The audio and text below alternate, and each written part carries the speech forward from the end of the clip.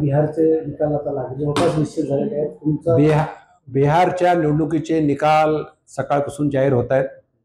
साधारणपणे कौल जर पाहिला तर एनडीएच्या जवळजवळ 194च्या आसपास कौल आहे आणि एक स्पष्ट आहे की एक्झिट पोलपेक्षाही जास्त निकाल एनडीएच्या बाजूने लागतोय.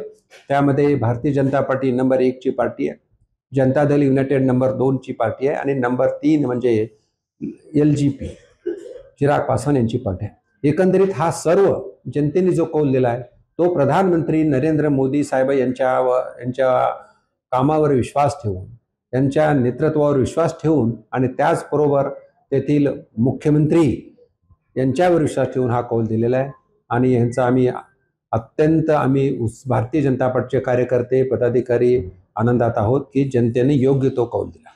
आणि एकीकडे काँग्रेस जे प्रचार करत होते की बोगस मतदार यादी किंवा EVM हे सगळं जे नेरेटिव्ह येत होते त्याच्याबद्दल मराठीमध्ये म्हण आहे नाचता येईना अंगण वाकडं, किंवा दुसरी म्हण आहे चोर कोतवाल को दाटे.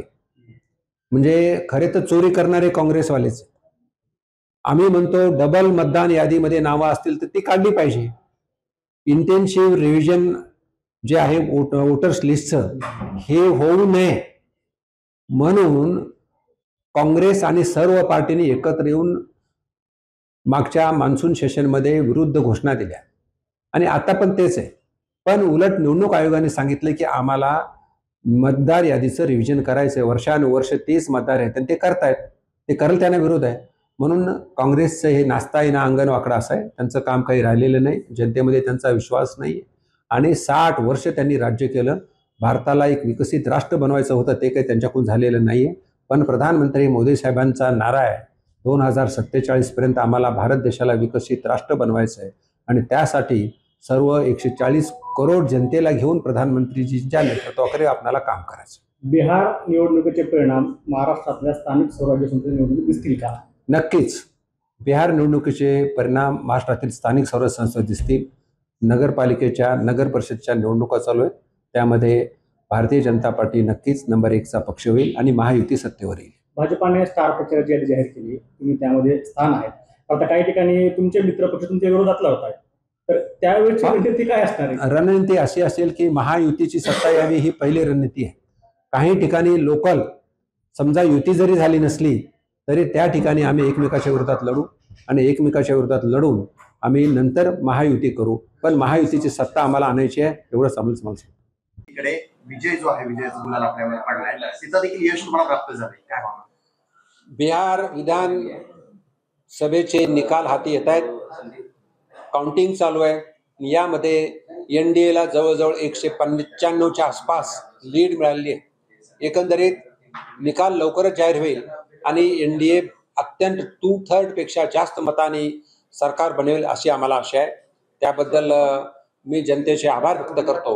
देशाचे यशस्वी प्रधानमंत्री माननीय नरेंद्र मोदीजींच्या नेतृत्वावर विश्वास ठेवून, त्याचबरोबर मुख्यमंत्री नितीश कुमारजी यांच्यावर विश्वास ठेवून आणि LJP पार्टीचे रामविलास पासवान यांच्यावर विश्वास ठेवून जनतेने मतदान केलंय आणि तिन्ही पार्टीला अत्यंत चांगलं भरघोष यश मिळालंय, म्हणून आम्ही खुश आहोत.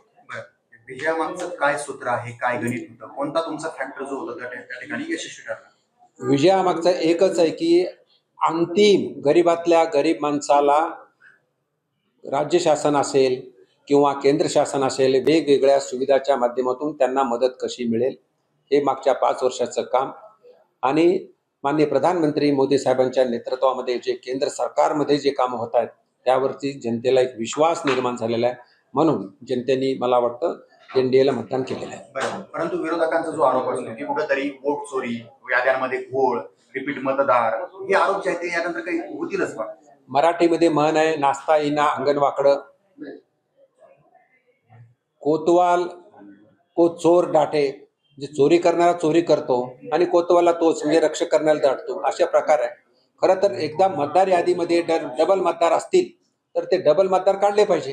ही निवडणूक आयोगाची कारवाई आहे, त्याला सुद्धा काँग्रेसचा विरोध आहे. म्हणून त्यांचं काम काही नाहीये, काहीतरी निमित्त काढायचं, जनतेसमोर जायचं आणि जनतेला मूर्ख बनवण्याचा प्रयत्न करायचा.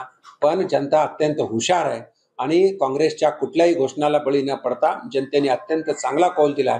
म्हणून मी परत एकदा जनतेचे आभार व्यक्त करतो, अभिनंदन करतो. बरं, महाविकास आघाडीमध्ये असलेले अंबादास दानवे त्यांनी काँग्रेसलाच घरचा आहेर दिलाय. म्हणजे त्यांचं असं मत आहे की जी चूक महाराष्ट्रात काँग्रेसने केली होती तीच पुन्हा चूक बिहारमध्ये काँग्रेसने केली आहे. त्यांच्या सोबतचे लोक म्हणतात आता हे. हो, महाविकास आघाडीचे काही नेते, विशेषतः अंबादासजी दानवे जर म्हणले असेल तर मी त्यांचं मनापासून अभिनंदन करतो. त्यांना उशिरा का होईना चूक लक्षात आली.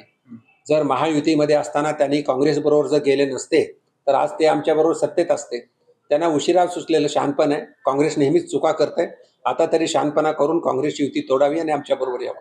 बरं, ऑफर देतात. त्यांच्या बोलण्याचा हेतू हा होता की महाराष्ट्रात जेव्हा विधानसभा निवडणुका झाल्या त्यावेळेस त्यांनी उद्धव ठाकरे जर यांना चेहरा बनवून निवडणुकीच्या रिंगणात उतरले असते तर कदाचित गणित वेगळं असतं महाराष्ट्रात. त्याच प्रकारे जर त्यांनी बिहारमध्ये केलं असतं तर तिथलं गणित बदललं असतं. महाविकास आघाडी हे मोडलेलं घर आहे. त्याच्यावर पत्र उडून गेलेले आहेत वाऱ्याने. हिंदुत्व सोडलं, पत्र उडून गेले. जनता त्यांच्यापाशी नाही आहे आता.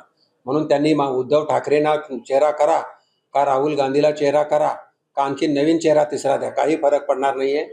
राष्ट्रीयत्व आणि हिंदुत्व या प्रिन्सिपलवरती महायुती चालते आणि त्यांनी हिंदुत्वाचा फटकारला, हिंदुत्व सोडून दूर गेले.